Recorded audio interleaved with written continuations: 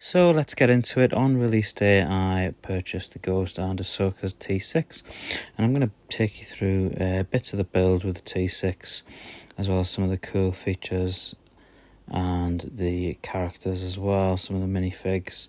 It's a set that I was really excited for. I thought for the price point, it was one of the best sets that they were doing. You get the 4 figs in there for £60 to £65.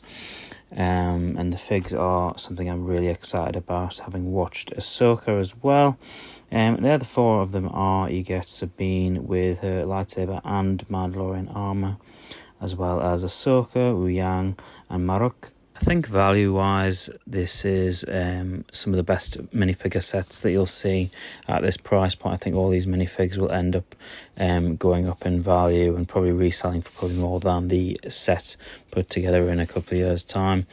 Maruk and Ahsoka there. I don't think anything will probably top the Ahsoka figure from the Rebels set a few years ago. But all these figures have some unique parts as well. Maruk's lightsaber there, the Inquisitor style lightsaber. Sabine again with the Mandalorian helmet, still got those helmet holes in, but we'll look past it just for this particular video. Small reenactment of the first episode there, or the second episode rather.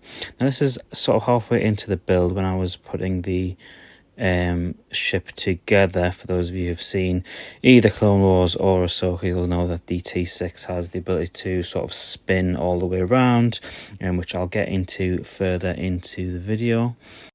Now, from a display standpoint, the only way to have this ship displayed sort of as it is seen there is with the 2 stands that are just underneath that have been added, which we haven't actually seen before, but it's something they're sort of introducing with the new ships, and that's something that I think is a really nice feature, because it means you don't necessarily need to have a stand to display it in its best state. I think this is the best way to display it, if I'm being honest, as I'll get into further in the video, because the base underneath, it doesn't reflect a 360 rotation that you would see in either of the shows. Really happy with the Yang figure. I feel like they've really evolved his character from the Clone Wars in the sort of start of Ahsoka. There is an area in the ship where you can put Yang's wrench as well as of Sabine's armor, and as you can see, we've switched Sabine out there into a Mandalorian armor. Now this is what I was talking about before. The base of the ship is not panelled equally to the sort of front of it, which is a little bit disappointing. I think even if they'd put some red diagonal panelling on just so that it was symmetrical, I think that would have gone quite a long way, probably would have pushed the price point a little bit more as well. So I think if it's on its axle, on its side, or if it's indeed sort of just face on, they are sort of the best ways to display it. I think the back of it as well looks really good.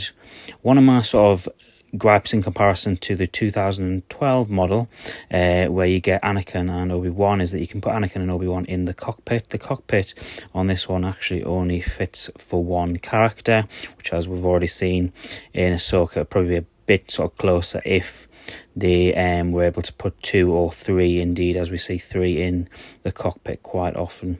I think from an adult collector perspective, it looks great when it's head on. I think as well, for younger Lego fans, there's a lot of cool play features that you can use, including the spinning as well. And this is what I was talking about before, where you can put all of sort of Sabine's Mandalorian armor or the wrench. There's a couple little spots there, but not a big enough space to get any of the minifigures in.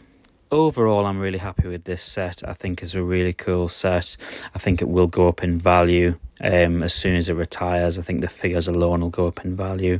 I think it's a really cool display set. And I'm a huge fan of Ahsoka and a huge fan of Dave Filoni. It feels like a really exciting time for Star Wars, and hopefully a really exciting time for Star Wars Lego.